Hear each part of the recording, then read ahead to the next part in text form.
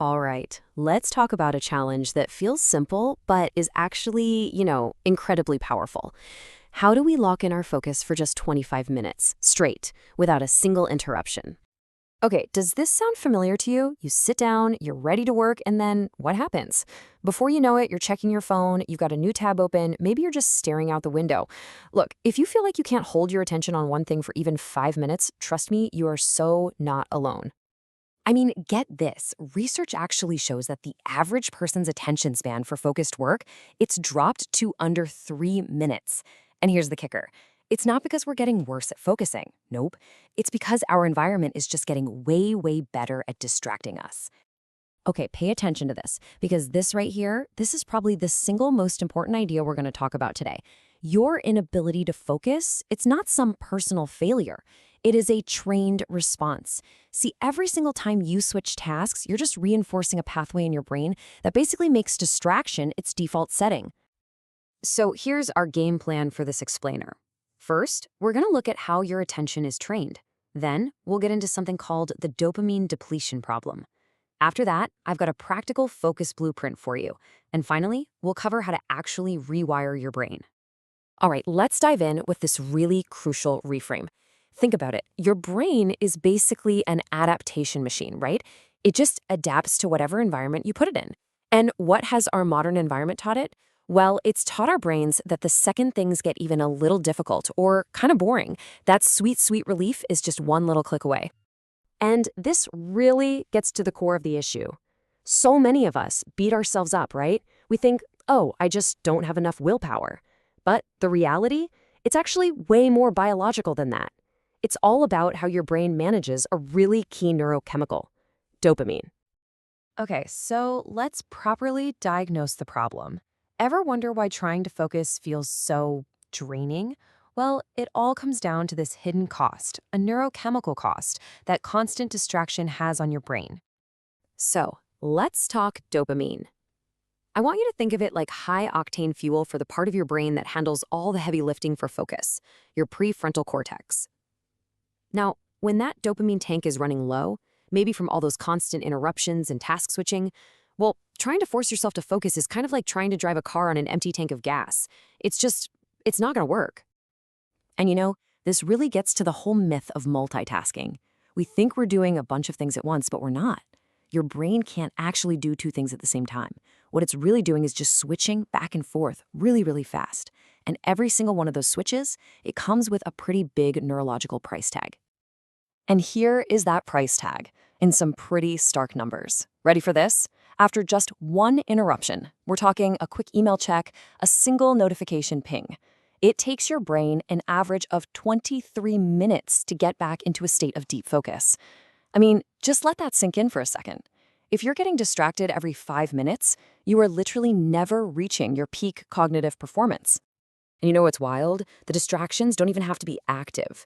There's research that shows that just having your phone visible, even if it's turned off, face down on the desk, can reduce your available brain power by about 10%. And you might be asking, why? Well, it's because a part of your brain is secretly working overtime in the background, just burning up energy to resist the urge to check it. Okay, so that's the diagnosis. A little grim, I know. But now for the good part, the solution. We have a super practical blueprint with 8 concrete steps to help you reclaim a solid 25-minute block of pure, uninterrupted focus. So this blueprint's going to cover the whole shebang, preparing your brain and your space, actually starting the work, keeping your flow, and then recovering the right way. Let's start breaking it down. Okay, so it all starts with setting the stage. Step 1 is what we'll call the pre-focused dopamine load. Right before you start, do something to get a quick spike of dopamine. I'm talking like 20 jumping jacks, splash some cold water on your face. You're just giving your brain's focus center a little bit of fuel. Then step 2, create a single source environment. That means one task, one window open on your computer, and your phone, it's in another room. Not just on silent, I mean gone. All right, step 3 tackles what is, for most of us, the hardest part. Just starting. Your brain is going to scream at you to quit in those first 2 minutes, so you got to make a deal with it. Just tell yourself, okay, brain, just 2 minutes. That's it. That's all I'm committing to. What's amazing is that this is usually just enough to get you over what's called the activation threshold, where your brain finally shifts from, I don't wanna, into, okay, Let's do this. Next up, we're going to work with our biology, not fight against it. So, step 4 is all about ultradian rhythm alignment. Fancy term, simple idea. Just track your energy for a few days. Then, schedule your hardest work for whenever you hit your natural peaks. For a lot of people, that's mid-morning or late afternoon. Then, step 5 is to create external time pressure. Get a visible 25-minute timer going. That little bit of gentle stress actually helps release norepinephrine, which sharpens your focus. It's a neat little brain hack.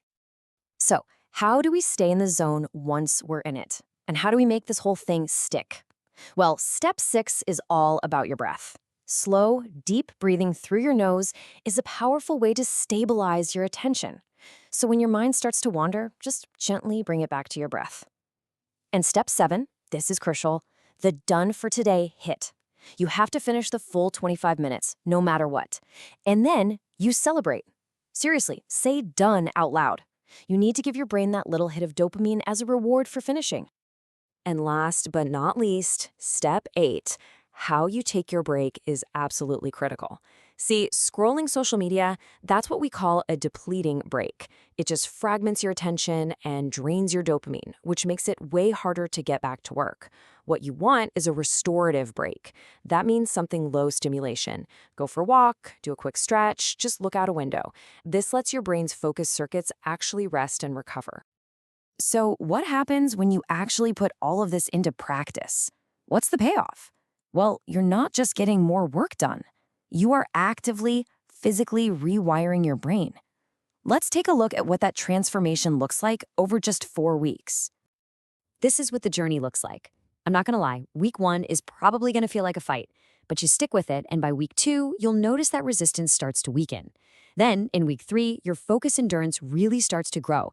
You might even feel like pushing past 25 minutes. And by week 4, what once felt totally impossible becomes your new normal. It starts to feel automatic. So if there's one thing you take away from all this, let it be this. People with that incredible laser-like focus, they weren't just born that way. They built it, just like any other skill, through consistent, deliberate practice. It's really not about just having more willpower. It's about building the brain wiring that makes focus the path of least resistance. So there you have it. You now have the blueprint. You've got the tools to stop trying to force focus and instead start creating the conditions where it just happens naturally. The only question left, really, is what will you build with your very first block of uninterrupted time? Your next 25 minutes? They start now.